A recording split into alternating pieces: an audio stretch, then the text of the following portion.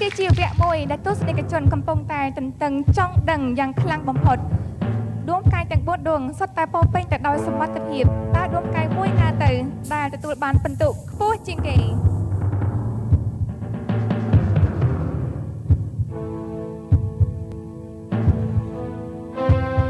ក្នុងចំណោមដួងកាយទាំង4ដួងរួមមាន B181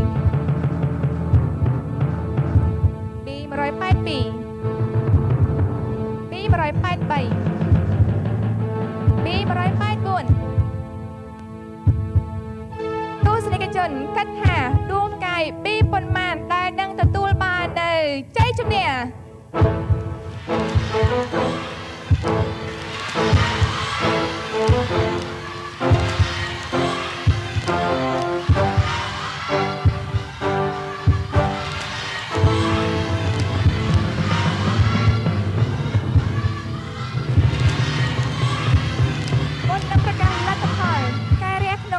សូមអរគុណអ្នកឧបត្ថម្ភធំរបស់យើងសូមអរគុណសាប៊ូដោះខ្លួនភិកមន្ទីរព្យាបាលពេញដួងសិត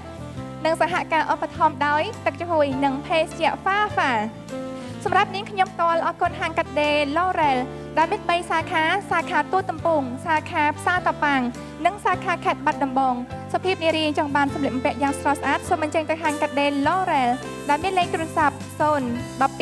713 666កាយរះក្នុងសួនសប្តាហ៍នេះសូមប្រកាសថា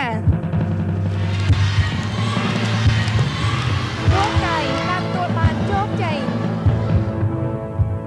ទឹកដមសម្លេងល្អ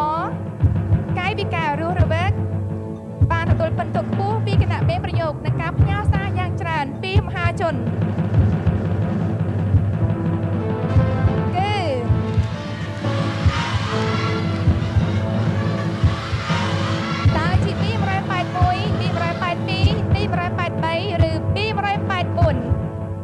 ជំនះសប្តាហ៍នេះសូមអបអរសាទរដួងកាយ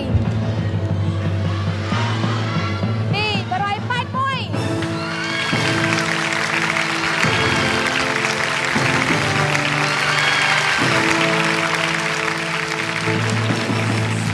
អបអរសាទរជ័យជំនះរបស់បងអូននិងសូមខិតខំប្រឹងប្រែងបន្តទៀតព្រោះថាចំណុចខ្វះខាតបងអូននៅមានតម្លៃណា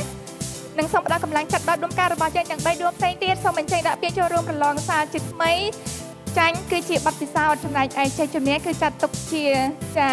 ភាពរីករាយតែក៏ត្រូវខិតខំប្រឹងប្រែងបន្ថែមទៀតដល់ដួងកាយ B181 យើងក៏មានជូនជាកាដូដល់ដួងកាយទាំង4ដួងក្រោមការឧបត្ថម្ភពីទឹកចំហុយនិងភេសជ្ជៈហ្វាហ្វាទស្សនិកជនសូមផ្ញើសារដាក់ពិន្ទុជាបន្តដល់ដួងកាយ B181 សូមចុច B181 ផ្ញើទៅកាន់លេខ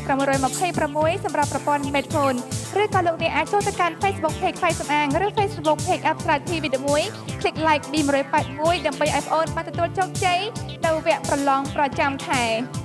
ការរះក្នុងសួននៅក្នុងពេលនេះយើងបានរកឃើញអ្នកដែលបានទទួលជ័យជំនះហើយសូមអរគុណចំពោះការតាមដានទស្សនារបស់អស់លោកអ្នកជួបគ្នាសប្តាហ៍ក្រោយតាមពេលនៅម៉ោងដដែលនៅពេលនេះក្រុមការងារសូមអរគុណ